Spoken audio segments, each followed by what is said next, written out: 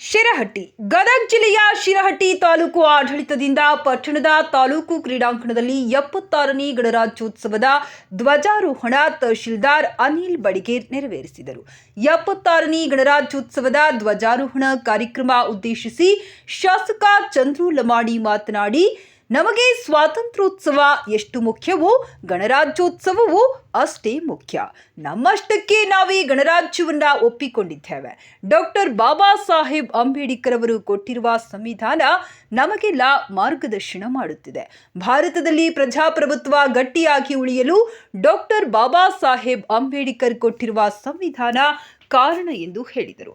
ಈ ಸಂದರ್ಭದಲ್ಲಿ ವಿವಿಧ ಕ್ಷೇತ್ರದಲ್ಲಿ ಸಾಧನೆ ಮಾಡಿದ ಸಾಧಕರಿಗೆ ಸನ್ಮಾನಿಸಿದರು. ಈ ಸಂದರ್ಭದಲ್ಲಿ ಪೊಲೀಸ್ ಇಲಾಖೆ ಹಾಗೂ ಶಾಲಾ ಮಕ್ಕಳಿಂದ ಪರೇಡ್ ಮೂಲಕ ಗೌರವ ಸಮರ್ಪಣೆ ನೆರವೇರಿತು.